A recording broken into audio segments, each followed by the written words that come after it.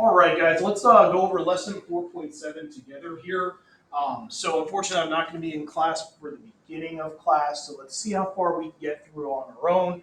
The concept in lesson 4.7 is not too bad. It's an extension of what you did in middle school when it came to the counting principle.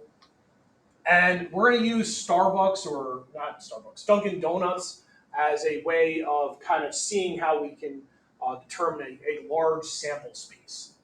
So right now, one of the ways that you know how to make a sample space is using a tree diagram, right? Something that you did again back in middle school and you did again in actually Algebra 1. So here's our scenario, right? This morning I stopped at Dunkin' Donuts for coffee. They sell coffee in four sizes: small, medium, large, and extra large. There's four kinds of coffee that you can choose from, and they also offer seven kinds of flavor shots. How many different ways can I order my coffee? Now, the scenario that's described here doesn't seem like there's a lot of different coffee options here, but there actually is. There's a ton. So if we start making a tree diagram, right, so we can say, I have four different sizes, so I'm going to start with four different trees: small, medium, large, and extra large. And then our second thing that we have to choose from is the different styles of coffee. So there are four different styles of coffee, and they're described in this little diagram that we have here. We have original, salted caramel, white, and Dunkachino. Those of you that go to Dunkin' Donuts a lot, I know there's probably even more than that at this point in the whole picture. So if we were to just start from small, we can go original. From original, we can say salted caramel. We can go white, and then we can go Dunkachino. We'd have to make those same branches from medium, from large, and from extra large. Well, after that, we have the option of throwing in a flavor shot. And looking here in our little picture, there are 7 different flavor shots, from French vanilla to coconut, toasted almond, all of that stuff. So from each of these four options for coffee, we have 7 different flavor shots. So French vanilla, blueberry, coconut, caramel, toasted almond, hazelnut, and raspberry. So we'd have to have those 7 branches coming off of each one of these as well, and then every other one. This would be an enormous tree diagram. I'd probably have to give you like 2 sheets of paper to actually do the whole tree diagram. So our question then becomes, how can we determine how many actual ways we can create a coffee here? Well, we could do something called the counting principle.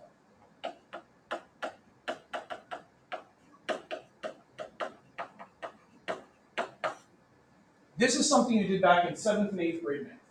Your teacher probably said, Joey has 4 pairs of pants and 3 different style shirts. How many outfits can he make in total? You made a tree diagram, and then he or she showed you that you could just multiply 3 times 4 to get your total number of outcomes. Well, I could do the same thing here. So I could say, well, there are 4 different sizes times 4 different types of coffee times 8 different, 8, 1, 2, 3, 4, 5, 6, 7, 8. Why 8? 8 different flavor shots. Well, if there's only 7 flavor shots, why am I using 8 here? Well, there's the chance of having no flavor shot. Right? Everything else you have to pick. You have to pick a size. You have to pick a style of coffee or a type of coffee. You could choose no flavor for that 8th option there. So if we multiply 4 times 4 times 8 in our calculator, that gives us 128 coffee options.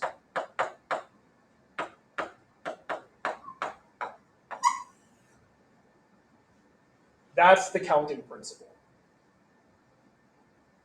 All right, so let's go on to number 2. Number 2 says, I finally made a decision, and the barista asked me if I would like to add whipped cream, chocolate syrup, or caramel syrup. How many ways could I have ordered my coffee now? Well, this is another branch to my tree diagram. So now I'd have to go back over here, and after every one of these coffee shots, I'd have to put my 4 options. Again, why 4? Well, I could ask for whipped cream, I could get chocolate syrup, I could get caramel syrup, or I could get nothing. So I can take the 128 that I already have and multiply that by another 4, and that would give us 512 coffee options with this add-on.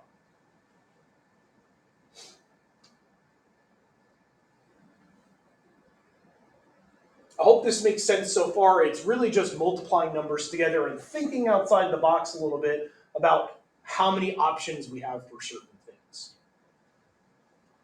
Number 3 says, as I want to pay for my coffee, I saw a sign saying, win free coffee for a year. Choose 4 different digits, 1 through 9, to create a 4-digit passcode. Enter your passcode online, and if you match our secret passcode, you win free coffee for a year. Who wouldn't want to do that? So how many different passcodes could there be? Like, what is my chance of actually winning free coffee for a year? So to do that, we're going to use a variation of the counting principle, and this is going to introduce us to something called a permutation. So how many different ways can we choose a passcode here? Right, so there's a couple things that are important. It says different digits.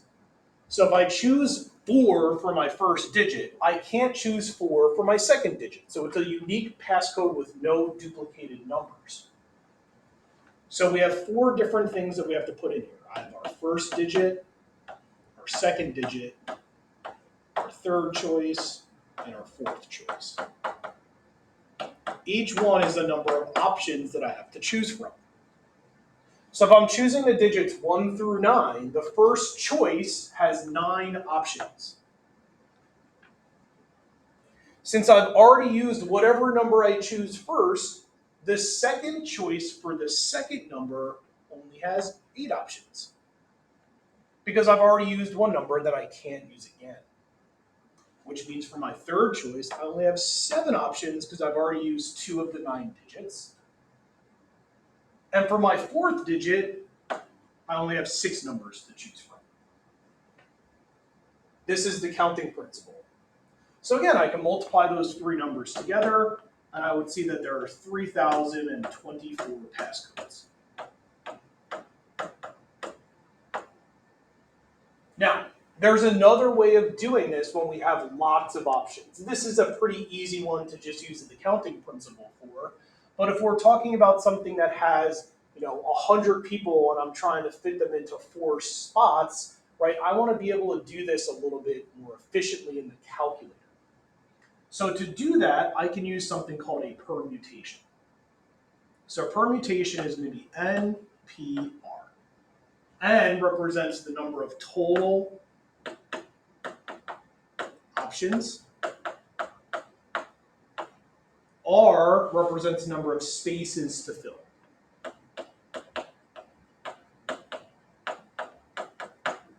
So to do this one using a permutation instead of the counting principle, I can say I have 9 things to choose from, and I want to fill 4 spaces. Now, how do I get that in the calculator? So let's pull up our calculator here. So to get that, we're going to go into the math section. We're going to go over to probability, and you'll notice it's the second option down. You can put in the 9 and the 4, and you'll get the same number that we got by multiplying 9 times 8 times 7 times 6. Basically, what this calculator is doing by using the permutation concept is it's telling it to do the counting principle by only using the first 4 numbers. Now, if you have the old calculator, you have to type the 9 in first, then hit math, go over to probability, NPR, and it'll instantly put the 9 where it's supposed to be. It'll look a little bit different on your calculator. It'll just have a 9, then an NPR, and then a 4 afterwards, but it should get that number. If you're having trouble with the calculator, I'll be back by the end of the period to go over it. So we can get that same number of passcodes. So basically, I have a 1 in 3,024 chance of winning by randomly choosing 4 numbers.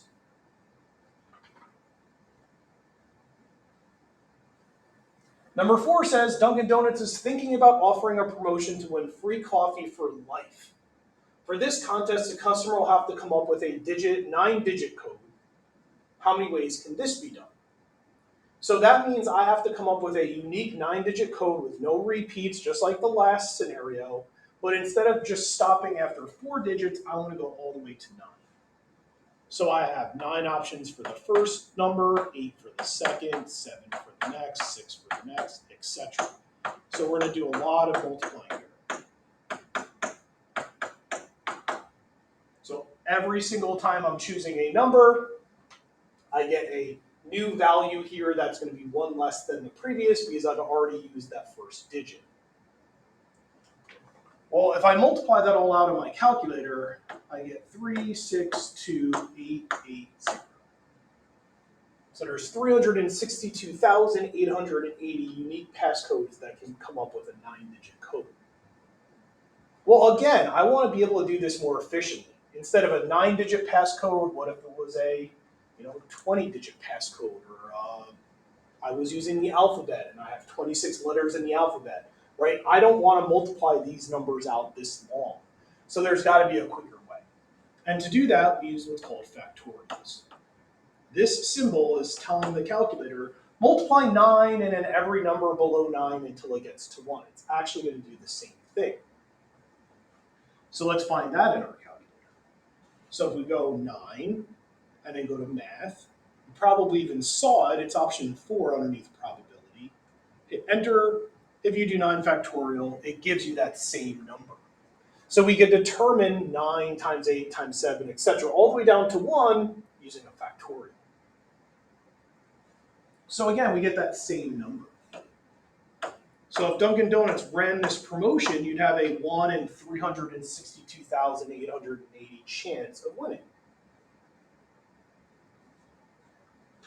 So to quickly go over everything that you need to know for this lesson, so here are some important ideas from the text. Right, first, the counting principle.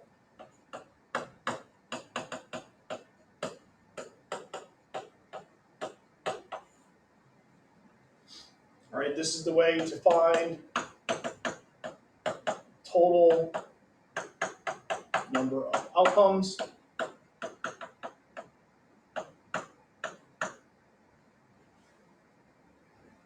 Of multiple options. All right, option 1 times option 2, etc.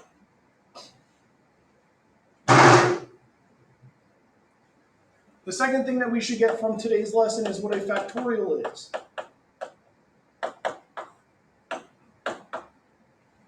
So factorial is the exclamation point symbol that we used, and it's a way to multiply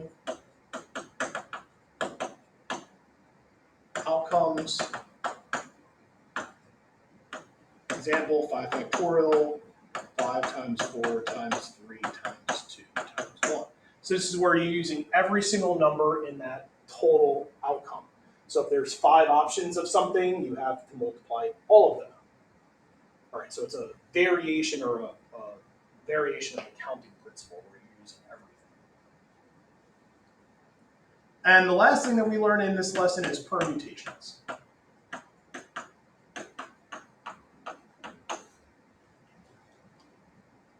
So permutations is the number of ways to order items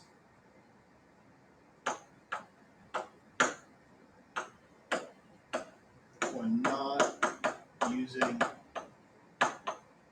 all possibilities.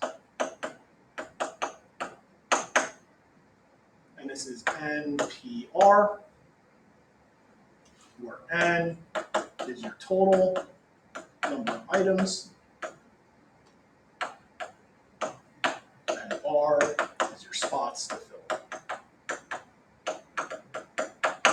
So for example, if I wanted to take the classroom of 20 students and put them into the top 3, right, those people can't be reused, so we can use permutation.